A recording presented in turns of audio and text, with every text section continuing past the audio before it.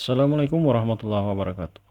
Perkenalkan saya M. Yusuf, mahasiswa Stisipul Mujahidin Bol semester 4. Kali ini saya akan mempresentasikan tugas MK Problema Pembangunan. Dosen pengampu adalah Bapak Al-Hamid Baharudin SH.MH.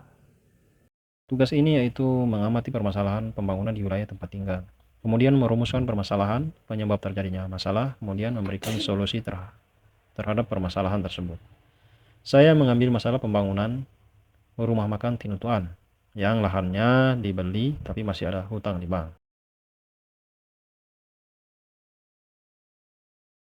Perumusan permasalahan yang pertama, status hukum lahan tidak bersih. Yakni objek jual beli sedang dalam penguasaan bank atau anggunan, sehingga sertifikat asli tidak berada di tangan penjual. Kemudian yang kedua, hambatan balik nama. Tidak bisa melakukan proses balik nama sertifikat ke instansi terkait selama utang di bank belum lunas.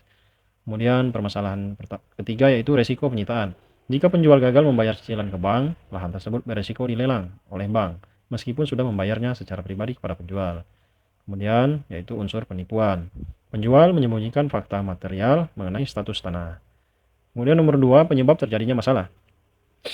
Penyebab pertama, ketidakjujuran penjual. Penjual sengaja menutupi status agunan untuk mendapatkan dana segar dengan cepat. Kemudian masalah yang kedua, kurangnya pengecekan.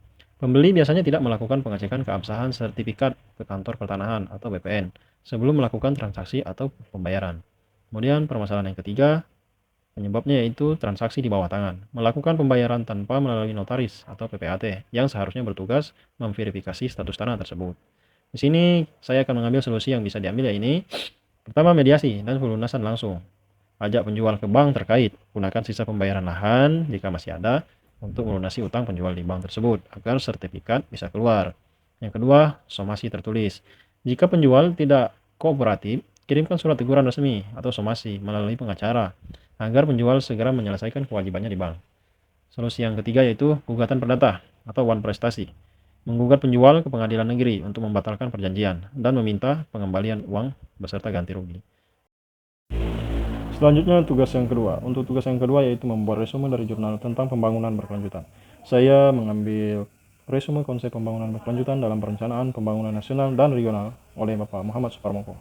Dalam jurnal ini, Bapak Suparmoko menekankan bahwa pembangunan berkelanjutan dalam perencanaan nasional dan regional harus memastikan pemenuhan kebutuhan generasi saat ini, tanpa mengorbankan masa depan melalui sikap cerdas dan berbudi luhur.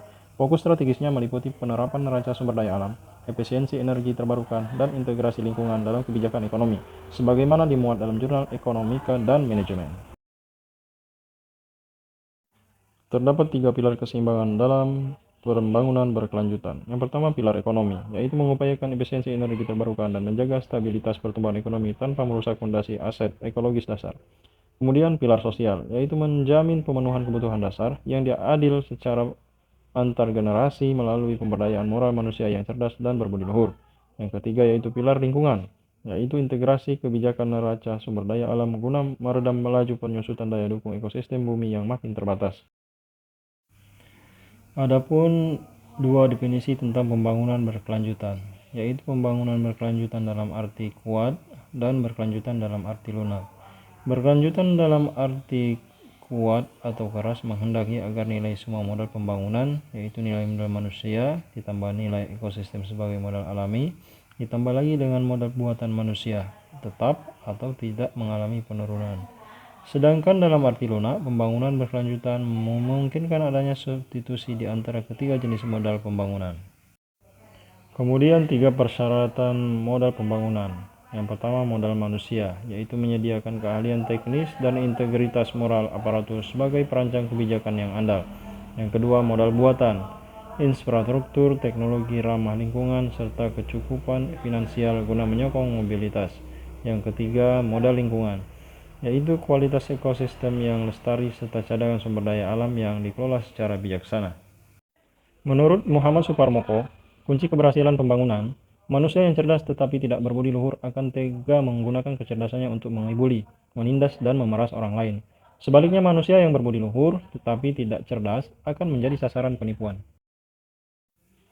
Seperti kata Bung Hatta, kurang cerdas dapat diperbaiki, kurang cekatan dapat dibentuk, namun tidak jujur sulit diperbaiki. Mari kawal pembangunan negeri ini dengan integritas. Problematika hari ini adalah pekerjaan rumah kita besok. Terima kasih atas perhatiannya dan saya ucapkan Assalamualaikum warahmatullahi wabarakatuh.